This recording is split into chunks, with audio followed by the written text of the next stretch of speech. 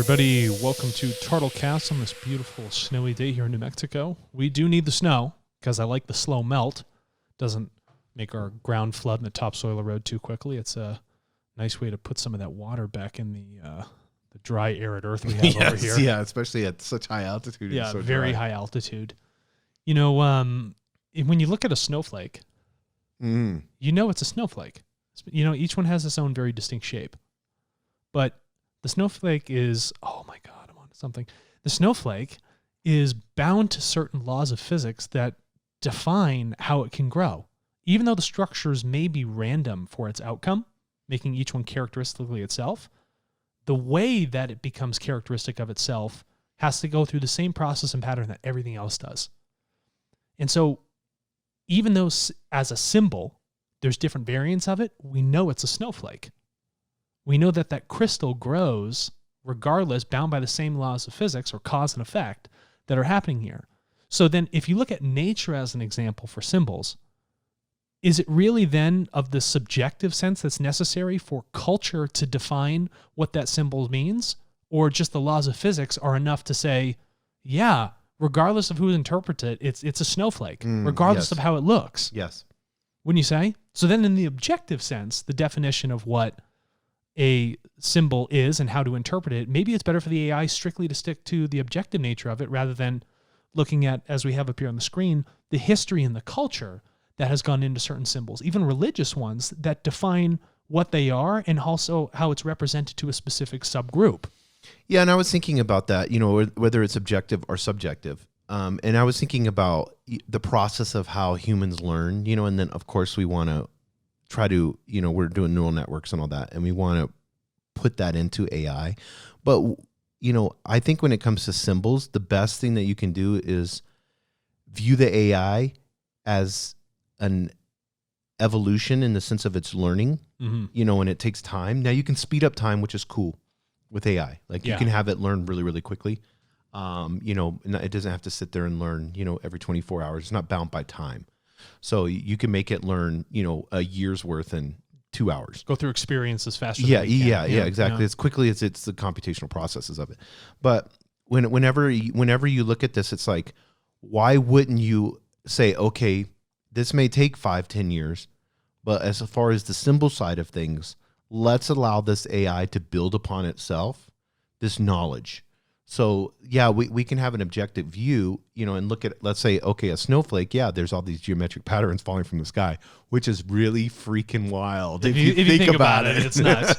There are crystals falling from the sky. And all of them have a different pattern. Yeah. And they're just absolutely intricate. And they're all light enough, and they have this all enough of a structural integrity to hold their own, even when they're in a pile. Dude, there is like, I don't want to freak people out. There is math falling on you. Yeah, you're just drowning in math right now, you know? But when we look at, I'm going to get into the second part of this on this amazing paper that we were talking about, but we look at properties of symbols and symbolic systems. Yeah. And this is symbolic behavior and artificial intelligence paper that we got, and it was from, I want to say, what's it say? DeepMind? Yeah, DeepMind, yeah. So guys can look this up. Although symbols are conceptually and historically important in the study of AI, they do not have a canonical definition in the literature. You know, working definitions are often implicit or only vaguely referenced, presumably because we can lever intuitions gained from the study of logic, computer science, philosophy, mathematics, and semiotics. But the lack of definition has led to tension and disagreement. Yeah. So go ahead. We should just talk about that. So what actually defines a symbol as being a symbol? That's what they're saying. Mm-hmm. And because no one has come to an agreement over time as to how you would define a symbol developing, and then when a symbol becomes a symbol, that leaves them at odds with themselves. They're saying, if we can't clearly define what a symbol is, how are we supposed to teach an artificial intelligence systems to recognize symbols? Regardless if you take a subjective stance or an objective stance for that observational understanding of it. Yeah, and I actually like the Newell and Simon in 1976, according to the paper, they wrote this.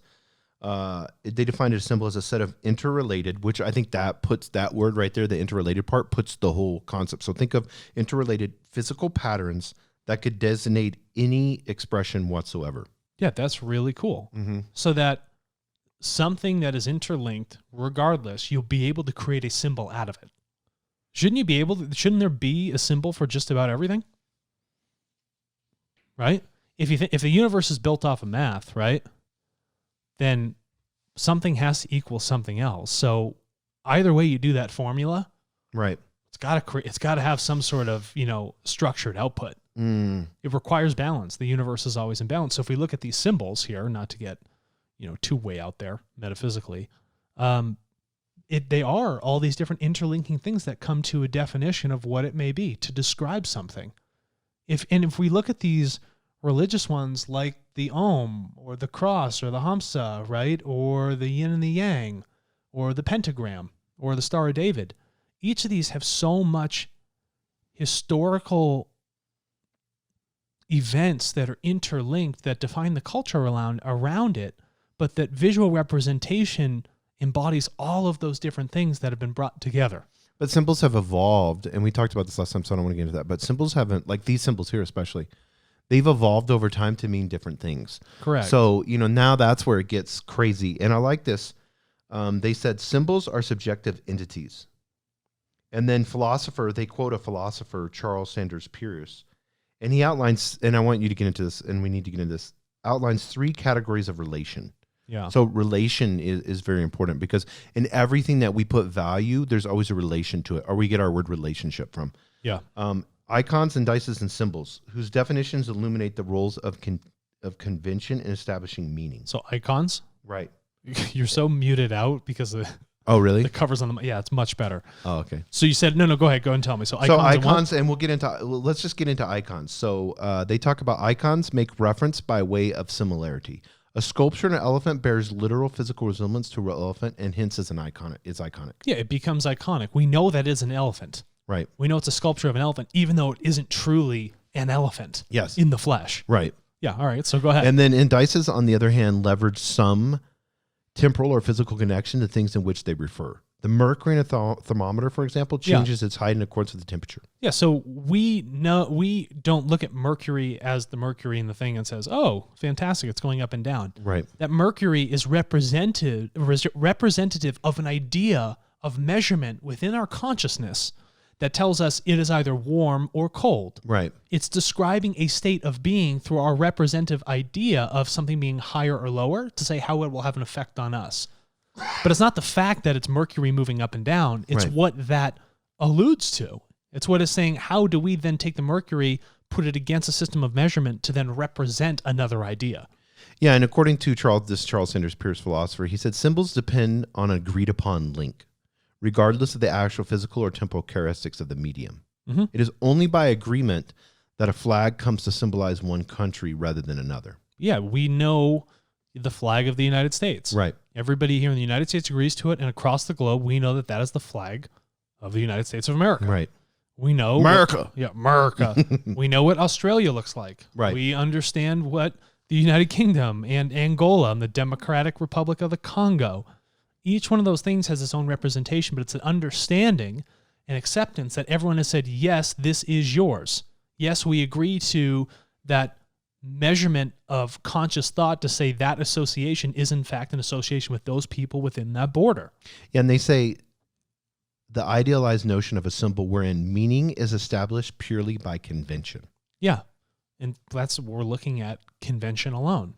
Yeah. And so what? And you got to look up the definition of the word convention here. I had it up.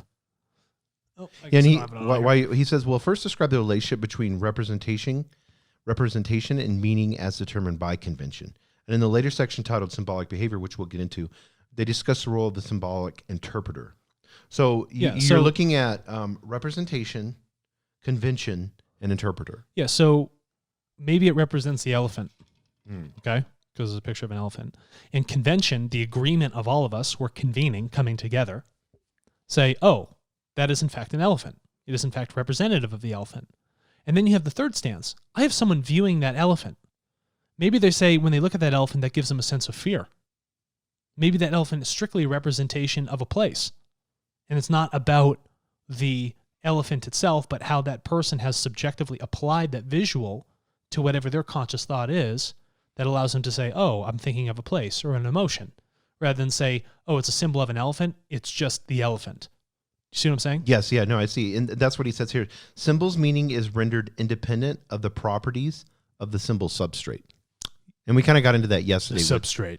Yeah, but I mean, the symbol's meaning is rendered independent of the properties. So I can look at this and say, there's a pentagram with a circle on it. And what are the properties? It has mathematic properties. And there are so many, there's positive and negative towards a pentagram. Yeah, but that's the subjective part. Yes. But the substrate of mathematics, they're saying, is not fundamentally important for the definition of what that symbol means. Right. They think that the definition of that symbol is then beyond that substrate of math and geometry, and rather around the social cultural conventions about what happens when I look at a pentagram. Yeah, and they said they use a really easy example. It's the difference between written text and oral speech. Sure. You know, if I go to deliver a speech, it's going to have, you know, a different type of effect. There's a visual, there's a lot going on, and you receive it audibly. But if I hand you that same speech on paper, someone will be like, oh, I'm just editing a person's speech. It doesn't have the same sort of impact. Yeah, and they said the mediums are distinct. Yeah. So, you know, one is vocal and one's physical, and one's a very physical one. And through those mediums gives off a different effect of the symbolism of what is actually occurring. Yeah, and he goes, this is really interesting with the Newell and Simons 1906. But with the different folks, it is important to speak about symbols with reference to a particular interpreter who generates a particular interpretation, and to not speak about symbols as if they transmit objective meanings to any possible interpreter. Yeah, so we have to understand they're looking at it with AI, because that's what AI is going to do. It's observing. It's going to impose that here's a rule for this symbol. Mm-hmm. So it's going to impose it for its interpretation, and just the AI is going to think, well, everybody across the globe views this symbol as this because this is what the rules of the symbol is. So this is how I should look at it. Yes. But you know, that's half the issue there, is that you bake in that totally subjective idea into AI. And so when the AI becomes subjective, it lacks all objectivity. It's essentially out of balance. So then how do you properly weight in your algorithm to say, look at it subjectively in this stance with this percentage, and look at it objectively in this stance of its substrate, its mathematical substrate, and its meaning, right? So what are those key drivers? But that's the kind of the decision there. So if the observer, the perspective of AI is strictly a subjective perspective, you can see how that can become dogmatic and biased depending on the symbol that it receives. Yeah, and Shannon said this, and I think this is really cool. It's exactly what you're talking about. Shannon realized that we can communicate symbols efficiently because we can exploit the fact that symbols' meaning is imposed, and hence because we can indiscriminately factor meaning out of the equation when we shuttle signals around it. Signals are really important. They use a great example. I want you to talk to that. Crucially, to a telephone or an electrical cable or drum, electrical pulses do not mean nor symbolize anything. And there is nothing you can glean from the physical properties of these pulses to make what they mean for a human. Yeah, so just because a pulse happens, signal, yeah. How am I supposed to understand it? A lot like the thermometer, okay? How am I supposed to understand that measurement? Or if I'm hearing tones come through a phone, how am I supposed to understand those tones into language? There has to be some sort of construct around it. So then is it not possible to say that a specific line or a squiggly or whatever it might be can just symbolically stand on its own?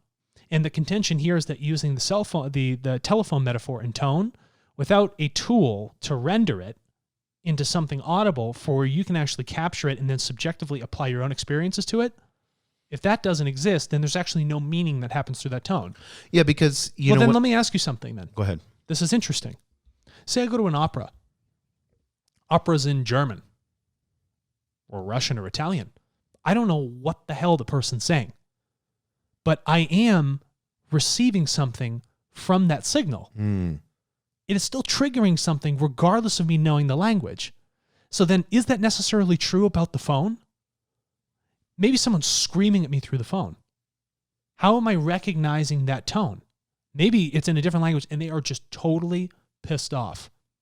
I can still sense something. There's still meaning to it beyond the idea of saying, oh, if I look at it objectively, it won't tell me anything. But if I objectively say this is audibly louder, this person is objectively aggravated, yes. Then how is it to say that that sort of stance that they're taking, specifically saying that if it's just tone alone, nothing can be rendered from it?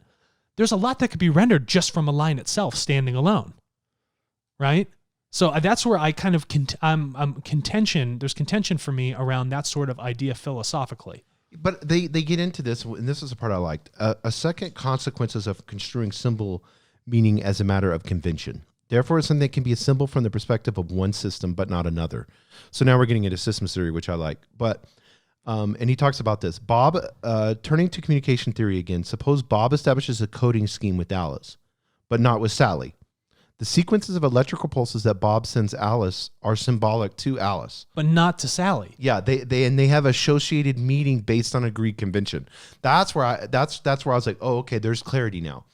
But to Sally, they are just electrical pulses. So we'll go back to this. This is a funny, but the pentagram thing, and they did a whole documentary on this. Like remember in the 1980s? Well, you probably weren't born yet. Wicca. But yeah. No, well, you also had this huge thing where like there was backmasking of records, and then there was like everybody's a Satanist, and everybody. Oh. And then did you remember? And then all these cool rock bands are like, and so there was this huge movement, especially on the religious side of things, and you can look it up. And they made a documentary on this, how hysteria works. Okay. Of all of a sudden now we've got like police officers coming in and saying, and they have crimes on Satanists, and there's babies. It's like this adrenal gland and all this BS with like, really, do you think Tom Hanks is taking little kids and sucking blood out of them? No. I mean, like, really? Yeah, come on. Let's but go. we've gone to QAnon and all this. We get to this point to where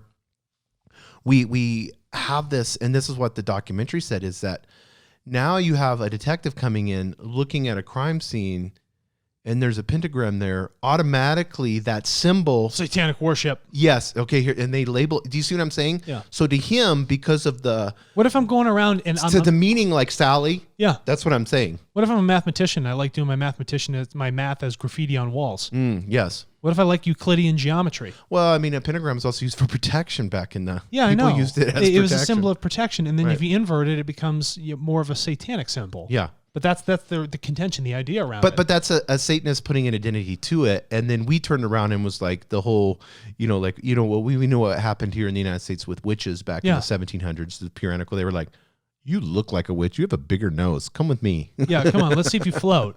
You know what I mean? You fireproof?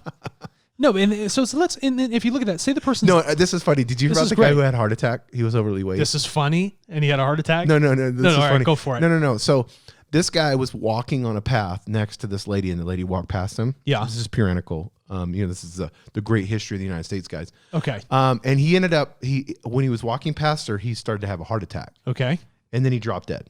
So the town said she killed this guy. Just because she was in the wrong place at the wrong Not that time? he was obese. But what's the symbology? And drank beer a lot. But the symbology of her being there as a woman at that time. Yes.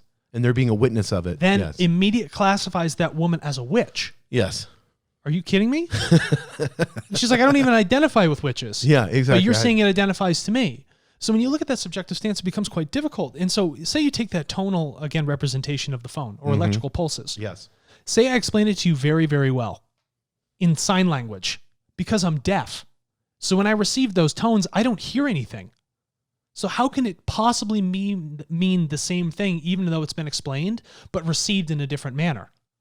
So even in the subjective sense, regardless, yes. You can't fundamentally put the AI on that basis for interpreting the data of a symbol subjectively because the objective nature of what is actually occurring.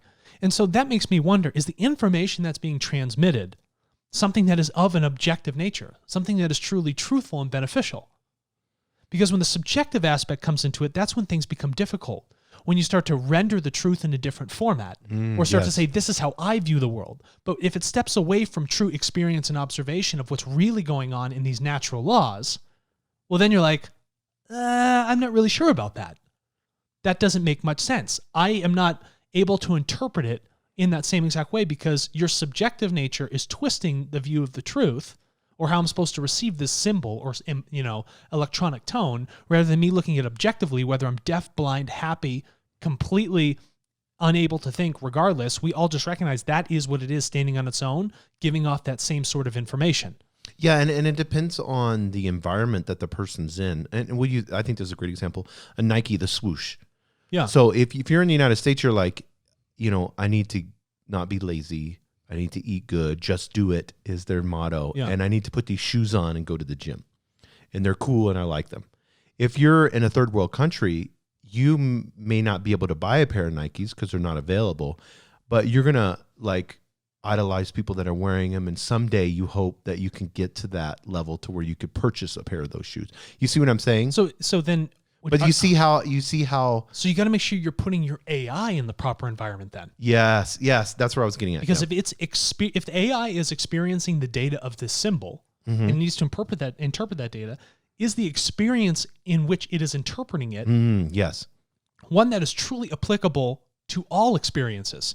But if it becomes subjective, then you can't really say that the AI is giving you a proper output. Right. Because it actually does not account for the totality of experiences. Because when something is subjective, it then becomes naturally limited. Yeah, and they said this, in characterizing symbols, it is often not enough to make reference to a fixed system into which they happen to be placed, or to treat symbols as isolated, independent identities. Instead, we must consider the bidirectional influences caused by a symbol's placement in a broader symbolic system.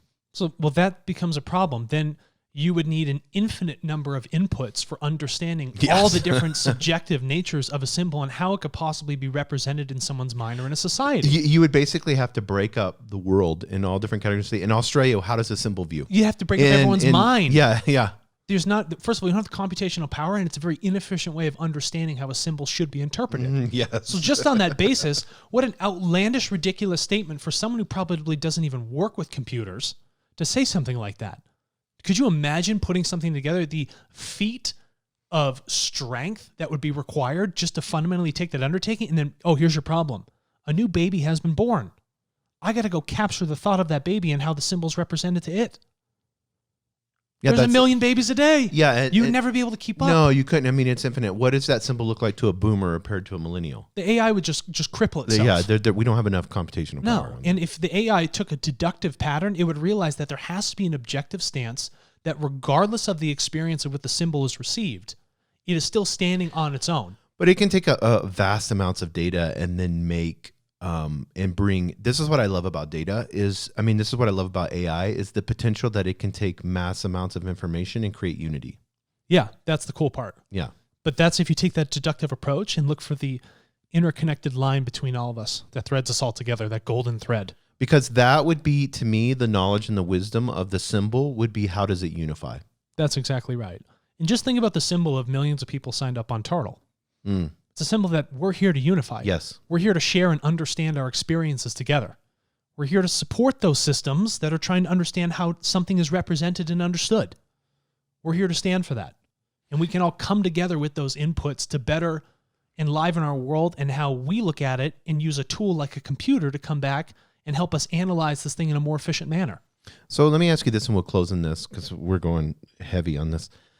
If I'm a think tank and I'm in Switzerland or Canada or the United States, and I'm sitting here and I'm saying, how I need to do a study. I have these group of people and I want to do a study, but I want to ask them questions about symbols. Yeah. Or I want to kind of, and I want to collect that information and that data. How could they use Turtle to do that? This is great. So you would go on Turtle, you sign up as a buyer, and then you go to generate your first data packet.